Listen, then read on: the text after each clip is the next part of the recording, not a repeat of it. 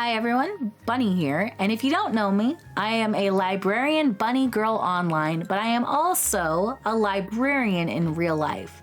And that's kind of what today's video is going to be about.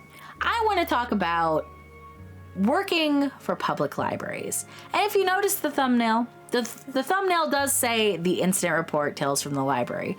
And that should kind of give you a clue about what we're going to talk about today. Libraries are cool. They're great. They're full of wonderful information and resources and things to check out now that, libraries of days past didn't have. You can check out not only books, but movies, audiobooks, ebooks, telescopes, sewing kits, video games. There's a whole bunch of different things you can do at the library now. You can go to programs. You can, some libraries have cafes now. Like, they're really turning into community centers. Some libraries even have social workers on staff. They're super cool. But sometimes bad things happen at the library. And I know you're like, Bunny, what do you mean bad things happen in the library? Don't you just get to sit around and read books all day?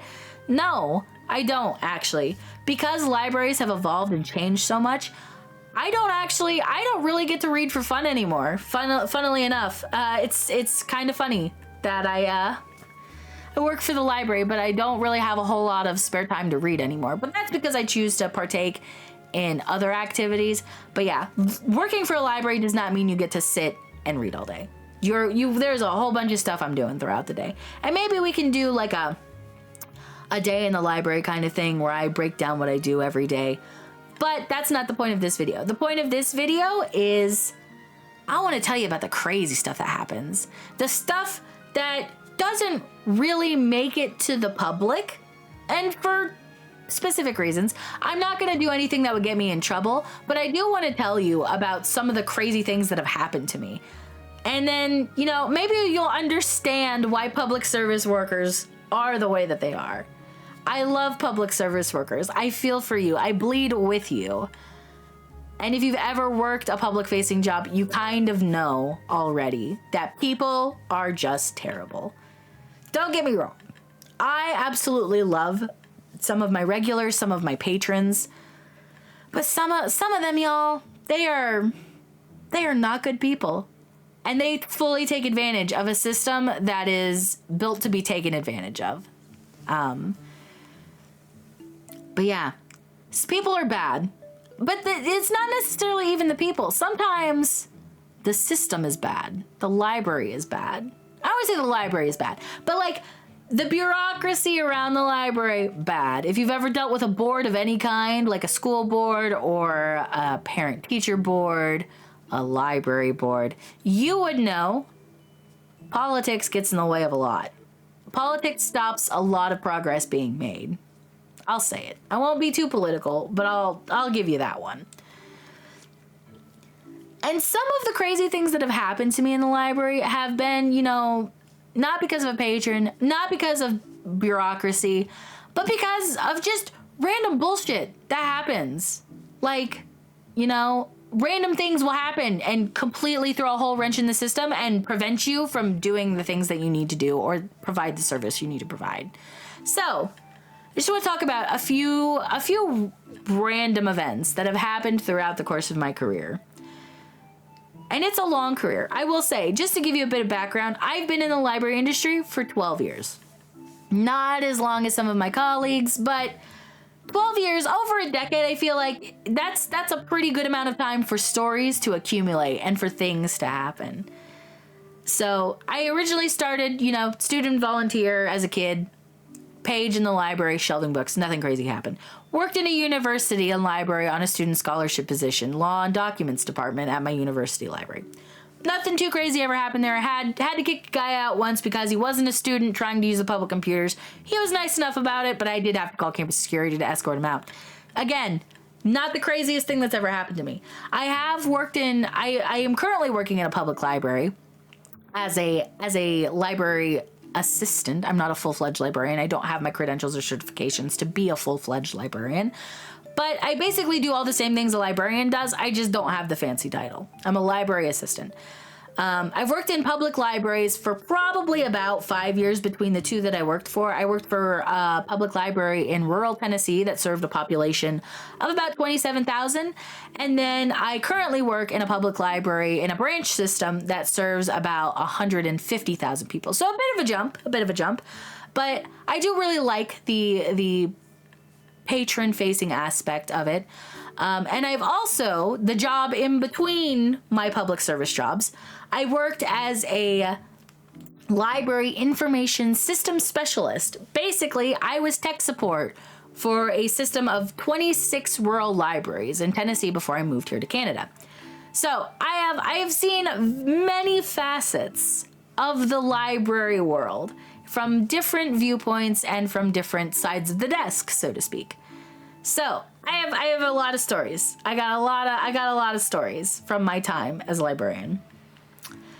And I think we should start with probably my favorite one to tell, which is the bed bug incident. This one has nothing to do really with patron interactions or, I mean, there's a little bit of bureaucracy because we did have to go to the board for this kind of thing. But basically, the bed bug incident was exactly as it sounds. I want to say this was in either 2018 or 2019. I think it was on the tail end of 2018 into 2019, to be completely honest with you. We had a patron who returned a book with a live bed bug in it. His patron had multiple items checked out and returned their items over the course of a few days. And of course, the most recently returned item she had returned had a live bed bug on it. And if you know anything about bed bugs, you know they multiply fast and, you know, in a large quantity. Bed bugs are terrifying. Bed bugs don't actually transmit any diseases, but they are annoying and very hard to get rid of. They do bite, and they leave very itchy welts when they bite you. So not a great thing to have in your house. Very hard to get rid of them too. They multiply and get everywhere. They hide in all of the tiny little nooks and crannies. They will hide in power outlets. They will hide in the book spines. They will hide in furniture. They are a nightmare.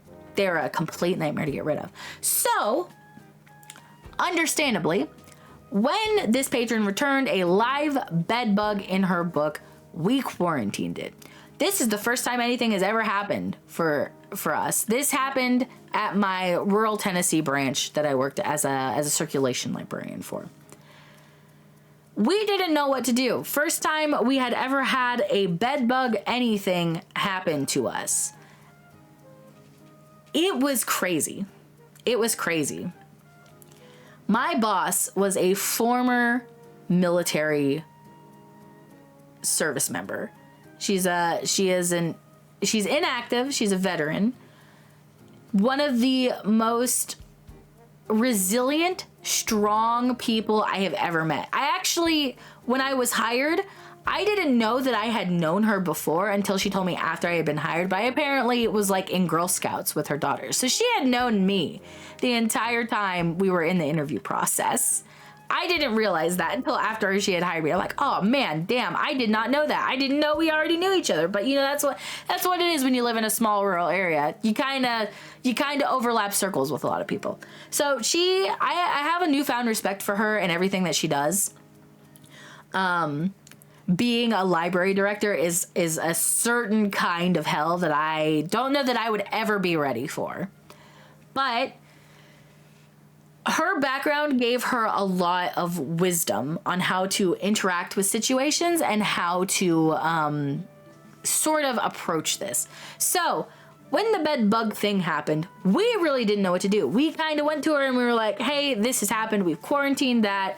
And she's like, okay, well, what I know about bed bugs is that they multiply. So you're going to have to go find every single book that patron had checked out within like probably the last 6 months. And we're going to have to pull it. And we're going to have to quarantine them. And we're going to have to figure out what we need to do to treat the books. How we're going to take care of the problem. Because obviously we don't want to like lose the inventory. So if we can remove them and treat them, then that's better than not. So we find all of the books that this person had checked out. And then, for good measure, because some of them had already been reshelved, we pulled every single book, like within like a 3 to 4 book radius on either side, above it and below it. So we ended up taking out like a whole section of books of any books that book that was returned might have touched, because we don't know if they spread. So we removed whole sections of books out and we quarantined them. And then at this point, my boss is having us do like training on how to deal with bed bugs. So we're watching like there's a couple of bed bug in library related situation, like training materials. It happens, like it's not I would say it's not a rare thing. It's happened before and it's happened multiple times. And some libraries were kind enough to make documentation on how they approached the problem and how they solved it. But we also watched a lot of like hotel maintenance videos for bed bugs, because this is a recurring problem more so in hotels than it is anywhere else, because a lot of people are moving in and out, bringing a lot of things with them in and out of the rooms. You know, it's a common thing for hotels. So, amidst all of our research into how to deal with bed bugs, we learn high heat kills them. High heat will kill bed bugs. So, my boss goes to the board. Our board's a little slow moving their feet, but they approve us to pull from our collections budget and equipment budget to buy 2 of these. This is a Zap Bug bed bug. I'm going to call it an oven because it's basically what it is. It's a container. So it's like a little pop-up tent thing. It's got insulation. It's got reflective insulation on the inside. Helps it heat up faster. Basically what you are supposed to use these for, these are, again, like a hotel product. You take them, you put your luggage in them, and it heats it up to about, I want to say 150, 250 degrees Fahrenheit inside of it. And it's supposed to kill bed bugs. It's meant for luggage. But we think, you know, we could put books in that. We could put books in there. And, you know, why not? So my boss buys 2 of them. And we set one of them up in the staff room, and we set one up in the basement meeting room. Nobody's using our basement meeting room. And so we are cooking the books that this patron had brought back and the ones that were around it. So we're treating those books, and we think, that's probably good. We're probably covered. That's where we were wrong. We ended up having to be closed for 2 months during this entire process of treating this bedbug situation. We just didn't know it at the time. So we were still operating. Our board decided we did not have any legal obligation to tell our patrons that we were dealing with a bedbug issue, because we had pulled the books that we thought were affected. And we didn't have anyone coming in with being like, you know, your library gave me bed bugs or anything like that. Like, they weren't bringing us material that had been infected. So we thought we were in the clear. And then my boss found out that there are specially trained dogs that, when trained to sniff out a certain pheromone, they can detect bed bugs in your home or in your furniture or in your business. So we hire the bed bug dogs and we close for a day. We still come into work and we're doing things that we're cooking these books, we're getting them back in order. We hire the dogs come in. The cutest dogs I've ever seen in my life. They're beautiful. Like, I think one of them was a Doberman and one of them was like a German Shepherd of some kind. Beautiful dogs. Very highly trained, very smart. They come in and they are sniffing up and down our shelving units, back and forth. They're there for about probably 4 hours. And in the 4 hours that the dogs are present and sniffing, they hit probably like 8 or 10 times on our shelving units where the books were. We kind of expected that, but then they started hitting further down the shelf, which is never a good sign. Never, ever a good sign when a dog is hitting. It felt so weird. It felt like we were being inspected for drugs. but we weren't, you know, like, it's... Every time that dog sat down, my heart dropped inside my chest like a little more. Like by the time they were done, my heart was fully in my stomach. Like I did not feel good. So my boss decides, you know, the dogs have hit multiple times on their shelving units, on other sections of books. That can only mean one thing. They've probably spread. And if they're not fully grown, matured adult bed bugs, they are probably laying bed bug eggs in our books and in our shelves. So, my boss then makes the executive decision, we are closing for a week. She thinks it's going to take about a week. We then have to remove every single book. Every single book across the adult collection, across the children's collection, in a totally different room of the building, because they hit there too. We have to remove every single book off every single shelf. We have to take every single shelf out of every single shelving unit, and we are going to have to treat them. And then my boss, you know, realizes the 2 little bed bug ovens we have, they're not going to be enough. We cannot cook 70,000 books in those 2 little ovens in a week. So she goes back to ZapBug and she purchases this. This is a bed bug oven room. It's essentially a tent. You pop out the frame, you put it's the same material, the same insulated, like canvasy tent material, and you basically construct a little pop-up tent that is a room, and this is meant for like furniture and stuff. You're supposed to put like shelves, chairs, tables, whatnot. You're supposed to put furniture in this. We set this big ass oven up downstairs in our basement meeting room where the other oven has been. So we're running the 2 small ovens, we're running the big oven, and then my boss is like, we're gonna have to sanitize every shelving unit inside the building, and I don't want you to go home with bed bugs. So you're gonna suit up. We're gonna hazmat suit up. It wasn't really hazmat suits, it was more like, they were like those disposable like painter coveralls, but they were like complete head to toe, had a hood that like had a drawstring to tighten it around your head. We had N95 masks, we had gloves, we like double gloved, and we would tape our gloves to like the suit so there were no cracks in our suit. We had little booties that we taped over our feet and taped around our suit. It was a thing. We looked like something out of like a horror movie or like a crime scene setup. It looked bad. It looked terrible. And we were not allowed to tell people about what was happening at the time. I'm telling you this story now because I have no like real repercussions of anything. They don't know who I don't think this video is ever gonna, you know, blow up to the point where people are gonna be able to identify it was me who was present there.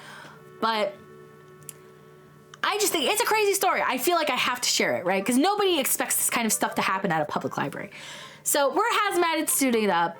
We're cooking literally thousands of books. My boss also decides it's a good time that we should like do an inventory of our entire physical collection as well.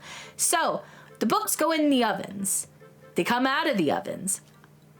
2 of us at the desk are running a manual inventory. We're scanning every single book, making sure that it is documented within our circulation system. And if it's old or if it's falling apart, it didn't survive, like the glue didn't survive the oven for whatever reason, which honestly, I'm surprised we didn't lose more books due to the gluing issue with the oven heating them up, but they're fine. Listen, hardbacks especially, built to fucking last, dude. Built to last. Anyway, we're like running a manual inventory and we are tossing. We are removing anything that doesn't, you know, pass the vibe check. If it's old, if it's falling apart, if it's not like an extremely rare book. We got the city to back up a truck And in the dead of night, my boss's husband was like loading all of the books we had marked for discard into the back of this truck and taking it to the recycling center to recycle them.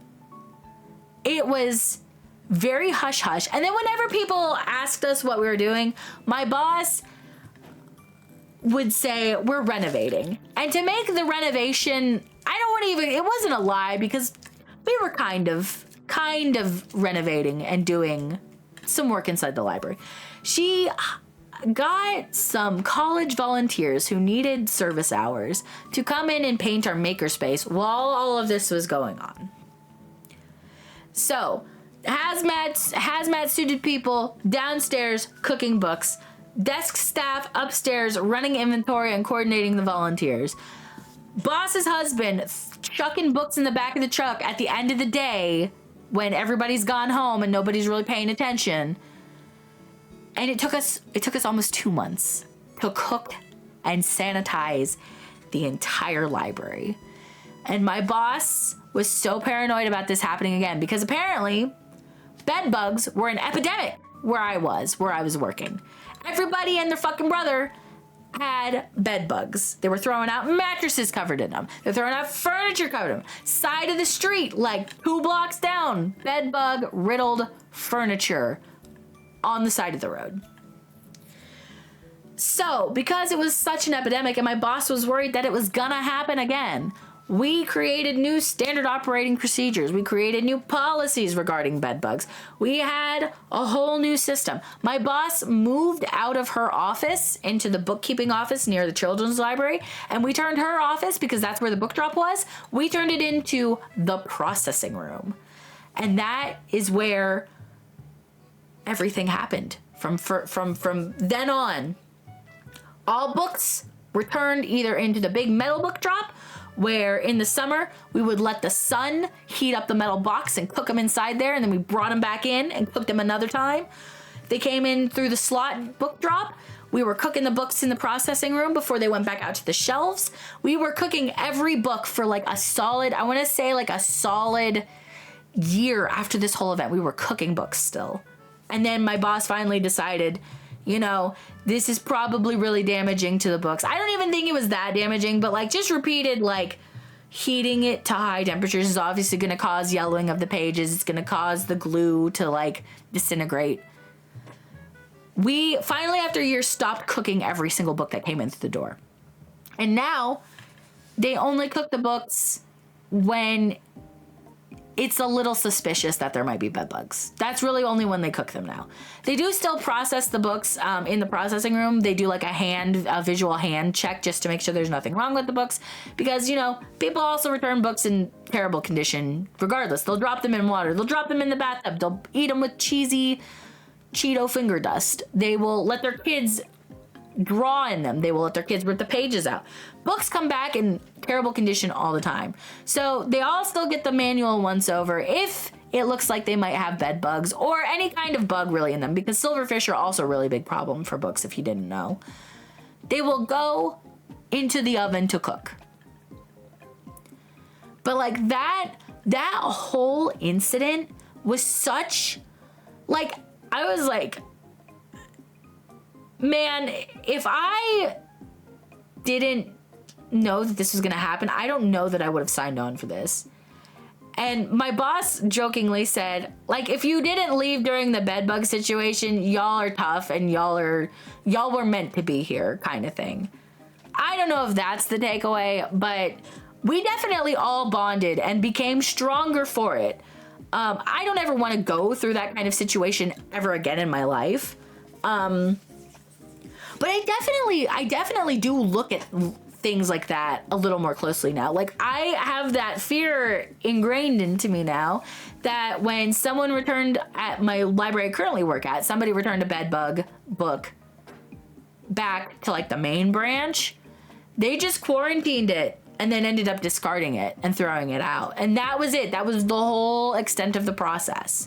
They evaluated if that material needed to be reordered or if we had enough copies of it already, and then they just threw it out. And I'm sitting there like freaking. I'm like, you gotta cook that thing. You gotta quarantine everything. You gotta hazmat suit up if you're gonna deal with it because you don't want that shit going home with you. I don't know. I stay in my own lane. I don't think about it if I can help it. I don't go to that branch if I can avoid working at that branch. It's crazy. So yeah, that's probably the most entertaining story I have to tell. That is really like that. Now, of course, in the course of me working for libraries, other things have happened too.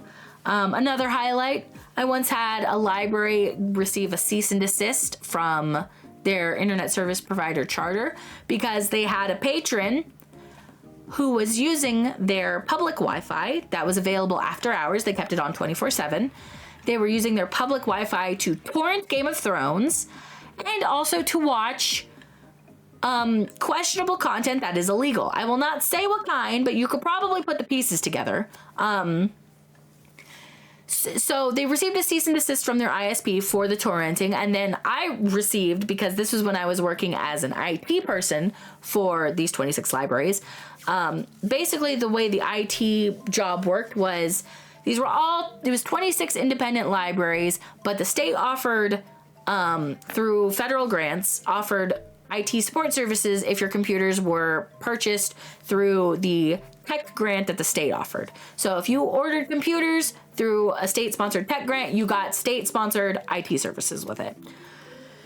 So a lot of our rural libraries who don't receive a lot of funding from their municipalities use this grant program to receive their computers and their technology equipment. So my job was, when the person that did it for my library retired, I took her position, and so I still got to work with my old library, but I also got to work with 25 other libraries in our region doing IT support services for them. So me being in that position, I received a letter from Federal Investigation Services about state equipment being used to access content that was illegal. So I had to fill out a whole report for them showing what protections the library computers have in place, our policies and whatnot that say, like, you know, the library is not responsible for what you do on the computer. If you breach our policy of what is acceptable use and what is not acceptable use, you will be banned from using the computer. So obviously that person got banned because we didn't realize that that's what he was doing on the public Wi-Fi at night. And then I had to give them a list of every filtering. We used a filtering service to block out things that were considered illegal in Tennessee. So online gambling, dark websites, torrenting sites were supposed to be blocked. I don't know why he must have been doing it through like mirror links or like direct downloads or something. I don't know. I don't pretend to know a whole lot about IT anymore because I don't want to ever be put back in the position. I did that job so that I could do like the computer servicing. I could service the hardware. I didn't really do any of the network stuff. We had a different guy for that who worked with me on that. But because this happened at this library that I was responsible for, I had to be like the liaison between the Federal Investigative Services and what the library had in place. So that was a crazy thing. I don't know if they ever caught that guy. They never contacted me ever again about it. And the cease and desist stopped coming into the library because I guess that guy ran, or, you know, maybe he was caught. I don't know. Yeah, that was definitely a crazy thing that happened. But like other stuff happened. I was formally trained in how to administer Narcan while I was working for the public library because we had a lot of overdosing in our community. That's something, like, if you don't know, a lot of librarians get trained for that. Where I currently work, we are also trained to administer like the nasal Narcan. I don't know what it's called, but I think it's something different. But it's like the one you spray up their nose if they're overdosing. We're trained on how to do that. A lot of the incident reports in my current library, we've had naked people. We've got the piss man. That's the guy who peed on library property and he got banned because, you know, he publicly urinated at the library. And he showed up at my branch once and was like, I don't know why I'm banned. And I'm like, oh, I'm not really at liberty to discuss your ban with you. If you would like to discuss your ban, you can contact the chief librarian, who is like the CEO of our library. But the entire time I knew what he was banned for. I'm not supposed to discuss bans with them. They're supposed to talk about it with like my supervisors and higher. But I knew what he did. I knew that he was the P man. So, sitting there, I didn't like shake his hand or anything when he was done talking to me, because I knew, like, you know, I knew what he'd done. We had a naked man pass out in the bathroom once. That was interesting. We had to call the cops to come get him to put his clothes back on and leave. These are all like, I wouldn't consider, like, these are crazy things that happen, but these aren't things that like directly harmed anyone.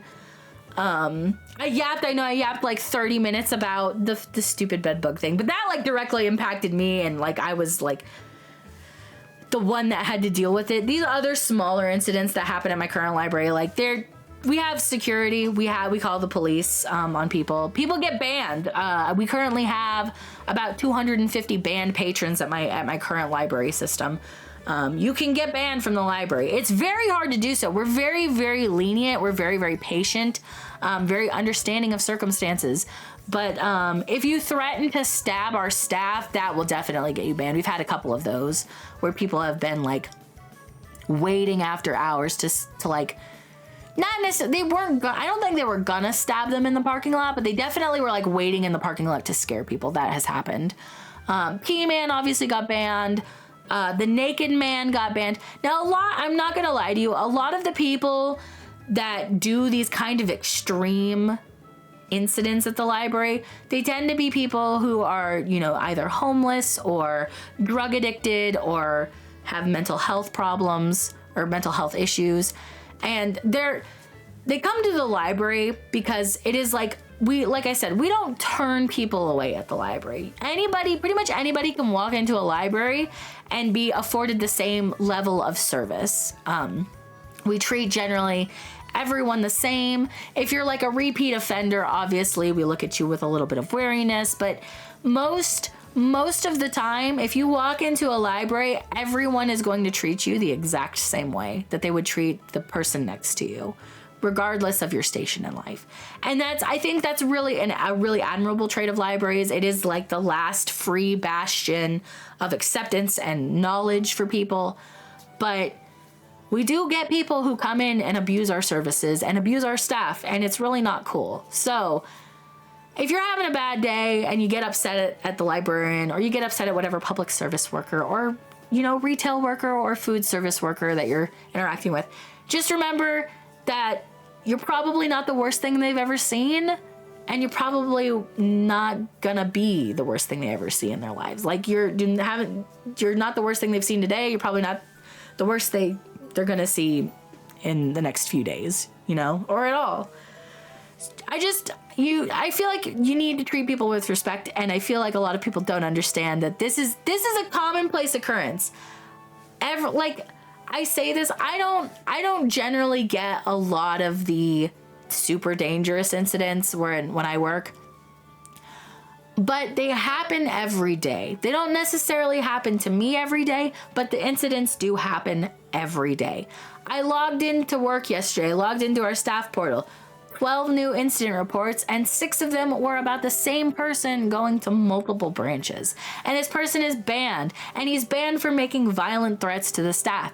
And you know what? They still show up. Just because they're banned, it doesn't prevent them from walking in the door. They walk in the door because our doors are open for everyone. Now, sometimes they get them escorted right out immediately. But a lot of times, like especially where I work, I don't have security where I work. I work in a very tiny branch, very tiny rural branch right now. I'm the only person.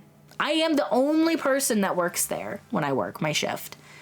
I do also work at an urban library where I have other people on staff with me, but like, again, that one, I'm the only desk staff. I have a page and a maintenance guy that work with me. So like if something crazy happens, there's at least 2 other people in the building with me.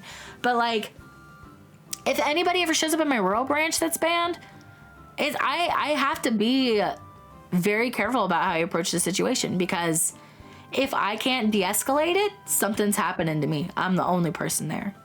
So, you know, like I said, a lot of crazy stuff doesn't really happen to me directly. I'm more of like a periphery, or if it does happen to me, there's usually a support service there in place for me. But I like people are terrible.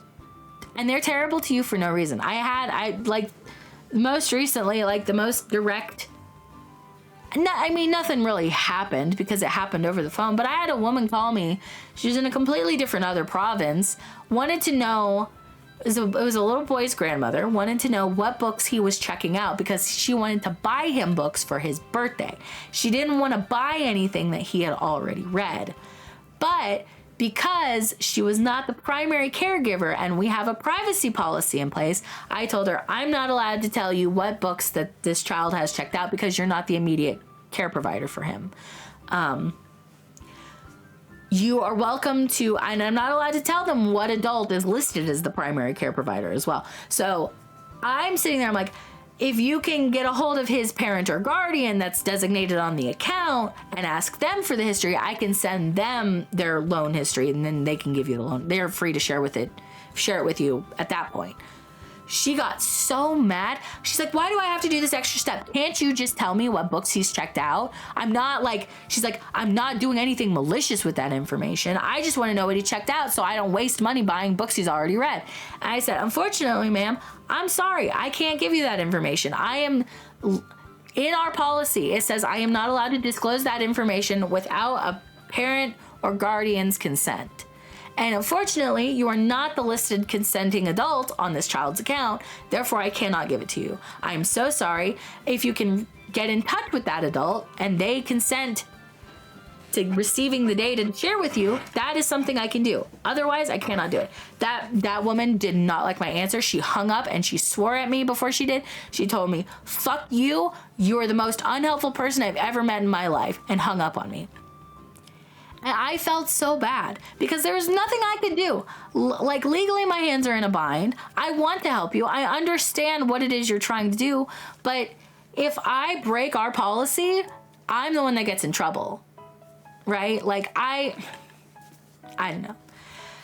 And then I recently had a woman who ordered a book for her 94-year-old mother. And this is very important that I knew that her mother was 94 because she made a big deal about it.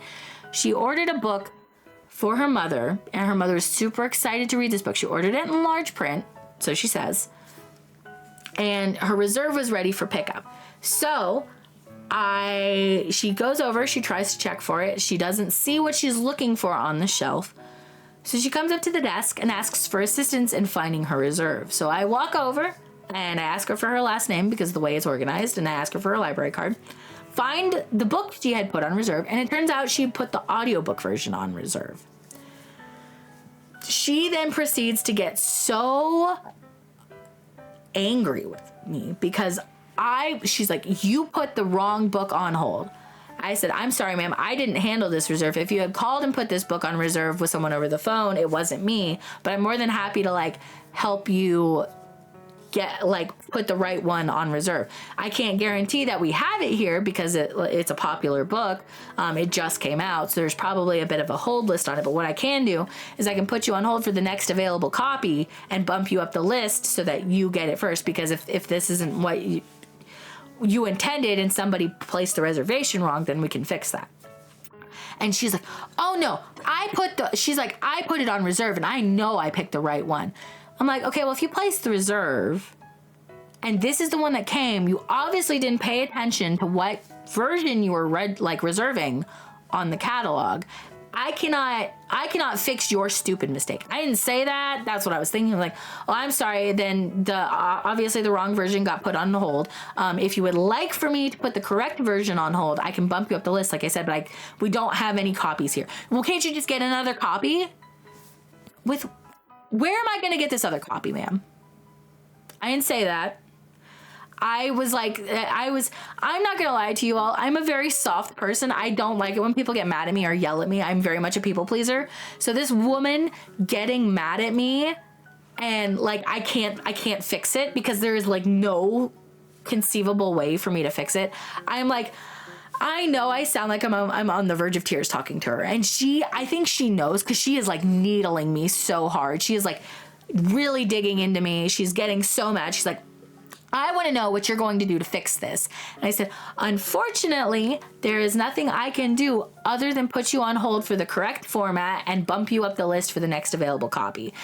It looks like there's one that's supposed to be due back today, so it'll probably get here tomorrow or Thursday at the late. And no, she did not like that answer. Is there a copy that's available somewhere else you can have reserved for me to go pick up? Said, unfortunately, all the copies are checked out or on reserve already. I can't. Is there a copy you can bump me up on? I can go pick up that reserve. No, ma'am, I can't do that. I can only put you on reserve for the next available copy and have you bumped up the list so that the next copy that gets returned automatically goes to you. That's not what I want. I'm going to have to go home and tell my ailing, dying 94-year-old mother that she can't read the book she wants because you messed up. I said, I'm sorry, ma'am, I can't, there's nothing I can do to help you at this point. If you would like to take it up with the chief librarian or my manager or my supervisor, I am more than happy to give you their information. But unfortunately, I'm the only one here right now, and I'm the only one who can help you with this. And we're not able to resolve it in a way that makes you happy. There's nothing else I can really do. She's like, oh, you better believe I will be calling your supervisor. And then she took the card, stormed out, and left. I went and had a breakdown in the bathroom for like my 15-minute break. I just spent the whole 15-minute break crying in the bathroom because like there's nothing I could have done. And that woman left so mad and so angry, and I couldn't help her. I couldn't at least diffuse the situation to where she left not mad. And I know that it's not my fault. That woman was just bitter and upset about whatever happened.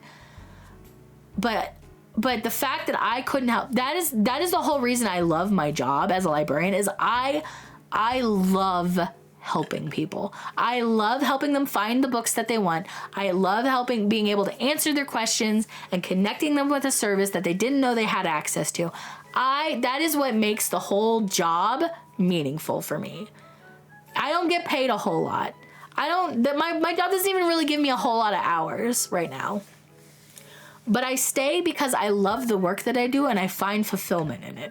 So when stuff like that happens and I make someone, I didn't make her mad. The system, for whatever reason, the systems in place failed her, and it was her fault. She booked the wrong format. That's not my fault that she picked the wrong format to reserve. But the fact that I could not immediately resolve her issue and at least have a solution that she was happy with, I still think about it. It happened like 3 months ago, and I'm still thinking about it, and I'm still like getting upset about it because I could not help that patron. And I feel like I failed. I feel like I personally failed. Anytime something like that happens where I can't find something for someone or I can't give them a resolution that they want, I feel like I personally failed at my duty of helping a patron. And I know it's not my fault. 9 times out of 10, it's not my fault. I'll give myself the 10% margin of error because I do fuck up sometimes, and I fully acknowledge that. Like, there's times where I'm like, oh, I could have done that for someone and not realized it until later. But like 9 times out of 10, it's not my fault. And I don't know why I take everything so personally. So when stuff like that happens, it hurts me like a lot more. But yeah. Anyway, I know I rambled a lot. This didn't really turn into like I don't know. This really wasn't like a whole, multiple stories. I got to tell you the bedbug one, which was super funny. And, there's a little bit of the IT stuff in there. I have more IT stories. The IT stories are a whole other can of worms. That job, I loved. That was my dream job, and I gave it up to move to Canada. And I don't regret it because I'm happy where I am now, but man, that was my favorite job that I've ever worked. That was my dream job. It's what I always wanted to do. I wanted to stay in the libraries, but I always also wanted to do IT. Don't want to do IT where I'm at now because the IT system where I'm at now is it's a mess. I don't want to be part of that. But if I had to pick a job to go back to, it would be that one. And I'm sure I'll have more stories of my current library. There's probably more sitting in there now that I'm not aware of. But yeah, I don't know. It's crazy. Working in a public library is insane, and stuff happens. And a lot of people don't think that kind of stuff happens. They just think, oh, you're a librarian. You get to read stories all day. You get to read kids books to children for story time, or you get to run summer reading program, or you get to sit on your butt and not really do anything and read books all day and wait for people to come in. That's not the case. I don't think I've ever sat and read a book at work since probably my university college job, because that was like, that one I was just a desk clerk and I didn't even really read during that. I was doing my schoolwork while I had downtime. So yeah, anyway, if there's any like other questions y'all have about the libraries, I love talking about libraries. I feel like I ramble so much when I talk about just my love and passion for libraries. That's why I'm a librarian VTuber. I kind of didn't want to be that, but then like that's such a core part of my personality, is like being a librarian. So I'm really leaning into it. So if there's ever like anything you want to know, if you want to like know how to get a library card, I'm more than happy to help you. There's a great website called Library Thing. You put in your zip code, it'll tell you your closest branch. Generally, library cards are free wherever you live. If you want to get one at like a bigger urban area, sometimes you'll be charged like an out of area fee for it. But I promise you, if the fee is like less than $50, that pays for itself. If you go to the library once a week, it'll pay for itself. And definitely you should be using your library, because you can get so many free ebooks and audiobooks through the Libby app. If your library has a contract with them. A lot of states have a contract with this, so there's a state library consortium that has a lot of ebooks and audiobooks that they pay for. It's great. Don't give your money to Audible and Amazon if you can help it. Don't do it. Just get the stuff for free at your library. It's way cheaper in the long run. It's even free in the long run, depending on where you go. But yeah, definitely, if you have questions about like the library or like where to find things or how to like get involved, I'm more than happy to help you. I am so happy. I have gotten so many of my friends to get their library cards, and even if you just get it for like the online stuff, it is so beneficial to you. Having those ebooks and audiobooks and maybe even movies, magazines, just readily accessible it's so nice. It's so nice. And you can like do a lot of good supporting your library in that way. Because every registration, every circulation helps us. And even though bad stuff happens, like genuinely most librarians are there because they love what they do. Regardless of if the bad stuff happens, we love what we do and we just want to help. No matter what way you need help, we want to do it the best we can. So I'll get off my library soapbox. Thank you for listening to me ramble and talk about the crazy stuff that happens. I'm sure more crazy stuff has happened, and I'll remember when I'm done and editing this video, and maybe I'll go back and append it. But I don't know. You know, it's fun to talk about libraries, and I feel like I've got a lot of experience in working with it, and I'm so happy to help in any way, shape, or form. So if there's ever anything you want, just let Bunny know. Bunny will get you the hookup. But until next time, thank you for watching, and I will catch you all later. Maybe at a stream. I stream over at twitch.tv, play a lot of video games. I do Bunny Book Club over there as well, where I read stories. And if not, I'll catch you in the next video. All right, bye-bye.